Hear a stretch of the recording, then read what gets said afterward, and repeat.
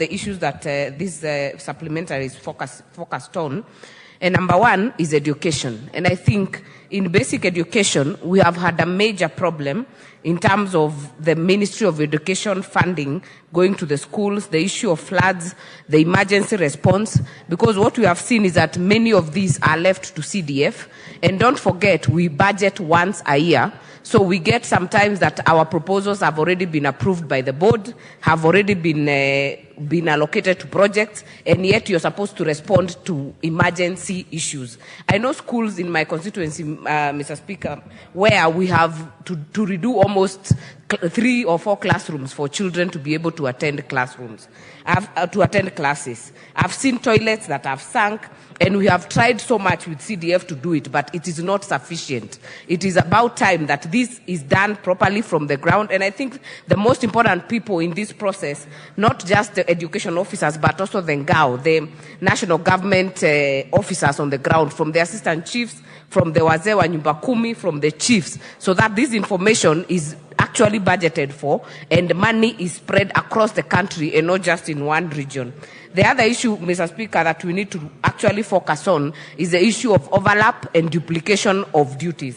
I know we have allocated some money on El Nino. We have allocated into different state departments. We have done that in the State Department of Roads.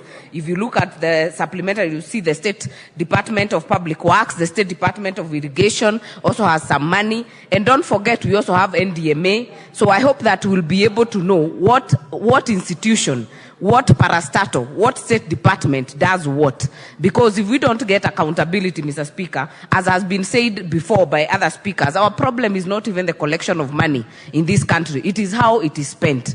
The prudence and actually the accountability of this money, because you allocate El Nino money to different state departments, you allocate to NDMA, the county has another budget, you hear 2% of their budget goes to emergency. We also have some money, 2% from CDF going to emergency. There has to be a synergy way of getting to know what exactly has been done and how we can be able to track this. But more important, Mr. Speaker, the issue of the oversight and overlap of mandate, especially even in Parliament, Mr. Speaker. I don't see the reason why even the CSS in this country will have to scramble to go to the Senate in the morning and come to the National Assembly in the evening, because it was meant to actually increase accountability, Mr. Speaker. You see the Senate focused on the issues that are supposed to be for this House, Mr. Speaker, and yet the counties are struggling with accountability issues. I think we'll have to get to a point, Mr. Speaker, where we are actually clear that the governors should be the ones actually appearing before the Senate and answering the issues of accountability, so that we have the cabinet secretaries appearing before this House. Otherwise, this overlap will keep being a circus, and you'll get a CS even called in a committee in this House, and they'll say they appeared to the Senate on the same issue, Mr. Speaker. And at the end of the day, they know they don't have any mandate in terms of allocation of resources or even any censure motion in the Senate. It cannot go through, Mr. Speaker. Mr. Speaker, the issue of health, I think we still have a long way to go, and I've seen some of the issues being addressed through the supplementary. I'm hoping through the main budget that many of the issues, especially on the referral hospitals, will be dealt with in terms of the budget, because the idea of having referral hospitals, Mr. Speaker, is that we only take the very major diseases to the referral hospitals. If the health centers and the dispensaries were to be working, and that is what the county government should be focused on, ensure that the dispensaries are working so that the issues of immunization of children is taken to the dispensaries. The issue of antiretroviral ARVs, Mr. Speaker, is taken to the dispensary. The issues of malaria, issues that can be managed at the local level, should not get to the referral hospitals. That way, Mr. Speaker, we will be able to free the referral hospitals to be able to actually attend to the major issues, Mr. Speaker. And I've seen on this supplementary budget that we have even a backup generator, say, for Kenyatta Hospital. And I think most people in this country, right now, health is in a limbo, because SHIF is not very well rolled out. The transition from NHIF to SHIF is not very smooth.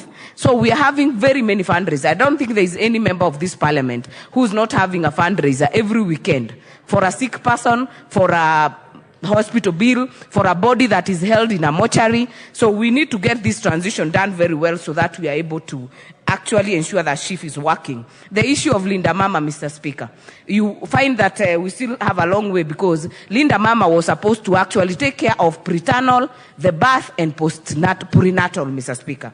But right now, it is still at a limbo. We are having mothers struggling in terms of giving birth, and we still have a long way to go. The issue of the university funding, Mr. Speaker, I see there is an increase here, but there is a bigger issue in terms of the funding of the universities. Right now, because many children are supposed to choose their courses, or many young people choose their courses this week and next week, we still have them not sure what is happening in the funding model. So I hope that even as we look at the supplementary, we look at the bigger policy issue through the Committee of the Education, to ensure that this is working well, because as it is right now, it is not. And it is actually causing jitters. It is causing families to actually become destitute, trying to get money, to raise money, to take their children to the university.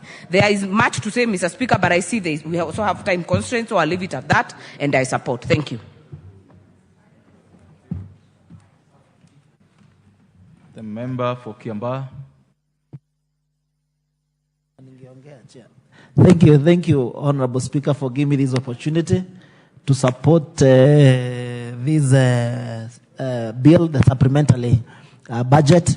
And Mr. Speaker, I also want to congratulate Budget and Appropriation Committee and our chair, led by Honorable Ndende Nyoro, because, we really worked very hard to make sure that this budget and this supplementary has been up to date. Mr. Speaker, there are issues that we were able to address in regards to the supplementary, and where we made it sure that,